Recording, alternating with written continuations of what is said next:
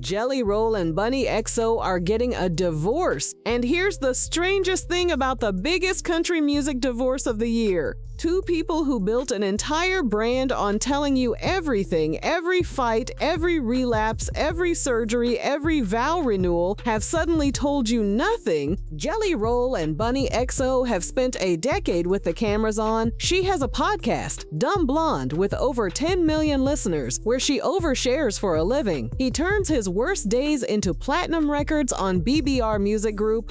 And yet, in the weeks since the divorce filing became public, neither one of them has said a single word about it on the record. No statement, no interview, no tearful Instagram live, nothing. So in this video, we're not going to tell you what they said. We're going to show you what they did. Because when two people this loud go this quiet, the silence itself is the story, and the breadcrumbs they're leaving behind say more than any press release ever could. This is part 2. Let's get into it. If you saw our first video, you know the headline. If you didn't, here's the part that's fully confirmed, straight from the court record, so we're all standing on solid ground. On May 18th, 2026, Jelly Roll, legal name Jason DeFord, filed for divorce from Bunnie XO in Williamson County, Tennessee. The filing cites irreconcilable differences. It lists the couple's date of separation as May 9th. The news didn't reach the public until almost a month later when TMZ broke it on June 15th, and it was quickly confirmed through court records by multiple major outlets. A few details from that filing matter because they tell you what kind of divorce this is shaping up to be. The paperwork is classified as a divorce with no children. Now, that's not a comment on their family. It means there are no minor children shared between the two of them specifically.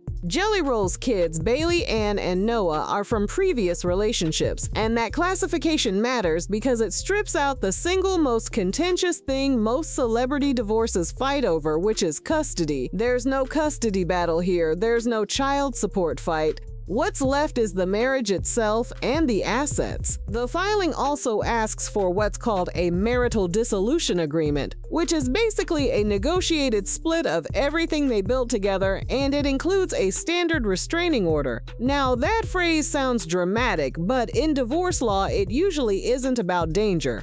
It's a routine financial order that stops either spouse from suddenly hiding money, draining accounts, or selling off shared property while the divorce is pending. It's boilerplate, but it's in there, so that's the floor. A filing, a separation date, irreconcilable differences, no custody fight, and a request to divide what they own. Everything past that point is where it gets interesting and where we have to be careful about what's confirmed and what's still just reported. Here's what changed since our last video.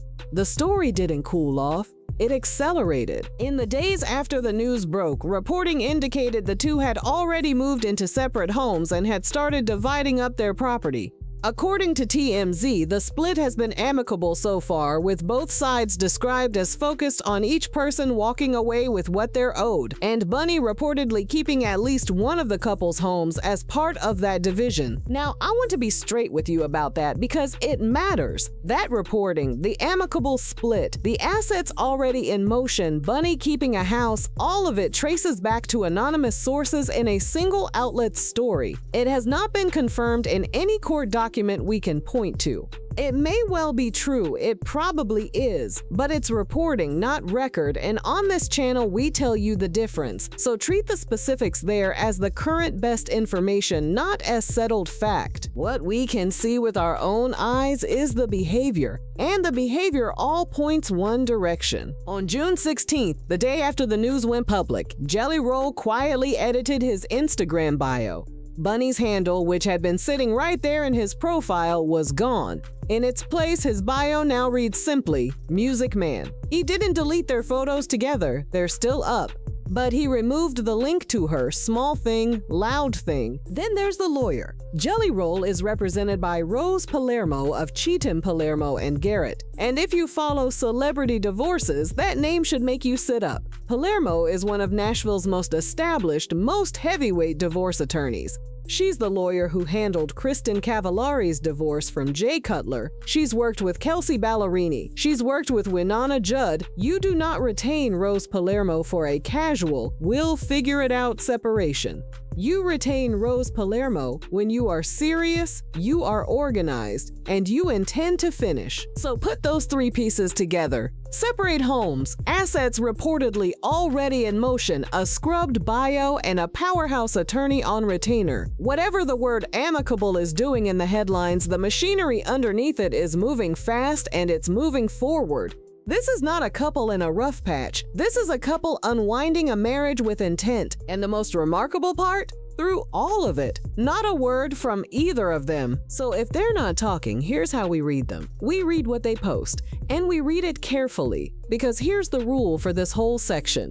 A cryptic post is not a statement, it's subtext. We're going to tell you what these posts were and how fans read them, and we're going to be honest that interpretation is interpretation. Start with Bunnie because Bunnie has been the more active of the two. The day the news broke, she posted a video of herself lip-syncing along to a Nickelback song, How You Remind Me. If you know the track, you know the line everyone immediately zeroed in on, the one about how living with someone must have nearly killed them. She didn't add a caption explaining it. She didn't have to. The internet did the explaining for her, and the read was instant. This is a woman responding to a breakup through a song, the same way half of us have done at 2 in the morning. Was that the intent? We can't tell you for certain, but the timing was not subtle. Then came an Instagram story. A photo of herself captioned, "She's getting her sparkle back."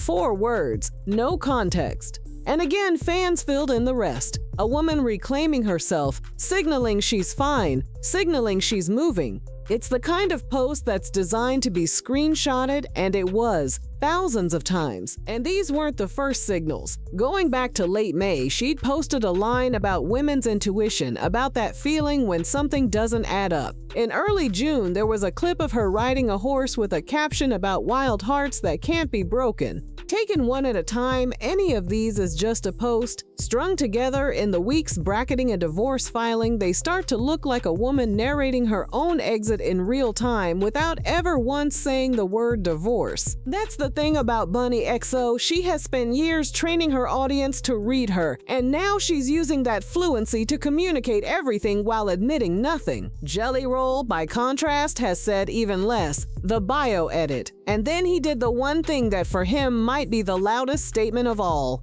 He went back to work. The day after the news, he was on stage. He kept touring. No address from the stage that anyone reported. No social media confession, just the machine rolling forward. For a man who has made an entire career out of turning pain into songs, choosing to say nothing at all is its own kind of message. There's exactly one member of this family who broke the silence. And it wasn't Jelly Roll, and it wasn't Bunnie, it was his daughter. Bailey Ann, Jelly Roll's daughter who had just turned 18, went on social media and, for a moment, said what the principals wouldn't. She told fans bluntly that she was disgusted at how invested everyone had become in what she called a clearly private family matter. She told people to worry about their own houses, not hers, and then she added a single word that hung over the whole thing. She said she wasn't speaking on it yet that word did a lot of work. Because it told you 2 things at once. It told you the family is closing ranks and asking for space, which is a completely human, completely reasonable thing to ask. And it told you there may be more to come on their terms when they're ready. It was the closest thing to an official family acknowledgement that this is real, this is painful, and this is happening. And it came from an 18-year-old, not from either of the adults at the center of it. Sit with that for a second. The 2 most public figures in this marriage have said nothing. The person who spoke for the family is the kid. That's the shape of the silence we're talking about. Now I want to take you back. Because to understand why this silence lands so hard, you have to understand how recently, how impossibly recently, these 2 were the opposite of silent. Rewind to February of this year, 4 months ago. Not 4 years, 4 months. In February, Jelly Roll released a song called Thorns. It was a love song. It was, by every account, about Bunnie, a tribute to the woman he'd repeatedly called the person who saved his life, the rose worth every thorn. She appeared in the video. This wasn't a throwaway track. This was him putting his marriage on wax and telling the world she was the reason he was still standing. That same stretch, they walked to the Grammys together. He won multiple awards that night, including Best Contemporary Country Album, the biggest single night of his career on BBR Music Group, and in the middle of the biggest professional moment of his life, he thanked her publicly, on the record, the way he had 100 times before. They were, as far as anyone watching could tell, still trying to build a future. The two of them had spoken openly for a long time about wanting a child together, about pursuing fertility treatments, about the dream of expanding the family. As recently as early this year, that was still the public story, a couple leaning in, not pulling apart. And then the date on the court filing says the separation happened on May 9th. Do that math. February, he's releasing a love song about her and thanking her on the Grammy stage. May 9th, the marriage is on paper over. That's a span of about 90 days, roughly a single season.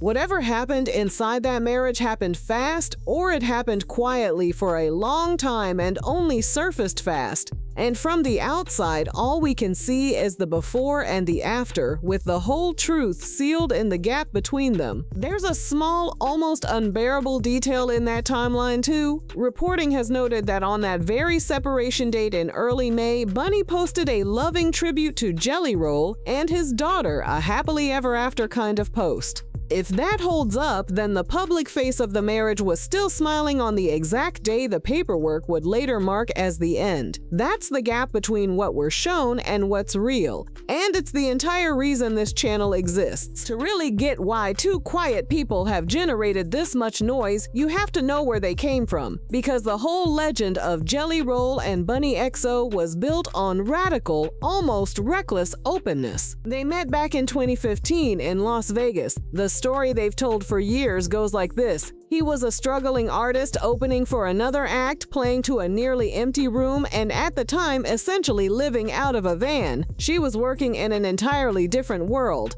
Neither of them was anybody yet, and against every odd, it stuck. They married in 2016, and almost from the beginning, they refused to sand down the rough parts of their story for public consumption. They were open about his past, the prison time, the addiction, the years he lost.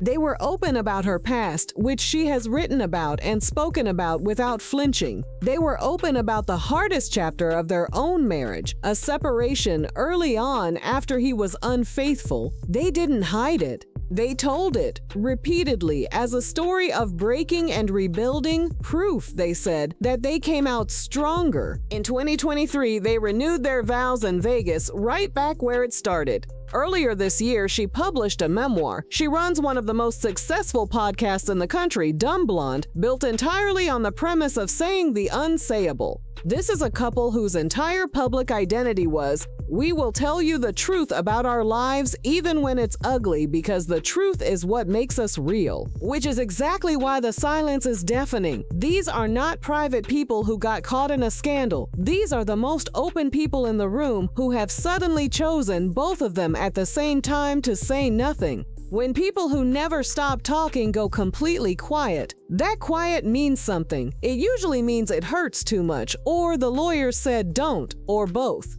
And right now, with a marital dissolution agreement being negotiated and Cheatham, Palermo, and Garrett on the case, the lawyer said don't is probably a very large part of the answer. Now here's the part a lot of channels skip, and we're not going to. Let's draw a clear line between what's confirmed and what's just floating around out there, because the rumor mill on this story is already spinning hard. We do not know the actual reason for the split. The filing says irreconcilable differences, and that's a legal catch-all that by design reveals nothing. Anyone telling you they know the specific reason, an affair, a betrayal, a single dramatic moment, is guessing or worse, inventing. We're not going to do that. We do not have confirmed terms of any settlement. The reporting that they're dividing assets amicably and that Bunnie's keeping a home, again, that's from anonymous sourcing in the press, not from a document anyone has produced. It may be exactly right, but it's not locked. There has also been a separate, unrelated story swirling in the background. An allegation made against Jelly Roll earlier this spring by a comedian, which he has not been charged over. We're flagging it only to be complete and to be just as clear about this. Police indicated there was no active investigation and no charges, and there is no established connection between that situation and this divorce. So we are not going to tie those two things together because there's no basis to. Treat it as a separate, unproven matter, full stop. And we don't put a dollar figure on this marriage with any confidence. You'll see net worth numbers thrown around. They vary wildly from outlet to outlet, and most of them are estimates stacked on estimates. What we can say is that the couple did acquire significant shared property during the marriage, including a large farm purchased a couple of years ago. That's a real, tangible asset that a marital dissolution agreement would have to address. Beyond that, the exact size of what's being divided is not something we're going to pretend to know down to the penny. This is the discipline that's kept this channel credible. We'd rather tell you we don't know yet than sell you a fantasy. So where does this go from here? Here's the roadmap, based on how Tennessee divorces actually work. Because there are no minor children shared between them, this divorce is subject to a mandatory waiting period under Tennessee Code /364101, roughly 60 days from the filing before it can be finalized. Do the arithmetic on a mid-May filing, and the earliest this could possibly be wrapped up lands somewhere in the back half of July. Now, that's not a prediction that it'll finish then. Divorces routinely run longer, especially when there are assets to untangle, but it's the floor. It can't be faster than that. As of right now, Bunnie has not filed her formal response in the record. When she does, that document could tell us a lot, whether this stays on the amicable track the headlines describe, or whether it turns into something more contested. So here's what I'm watching for, and here's what would tell us the story has genuinely changed. Watch for the first time either Jelly Roll or Bunnie XO actually addresses this on the record, a real statement, a podcast episode, an interview that breaks the silence and rewrites everything. Watch for a signed settlement or Bunnie's response filing, which moves this from rumor to record, and watch for the finalization itself once that waiting period clears. Any one of those is the next chapter. But for today, the situation is exactly what we opened with.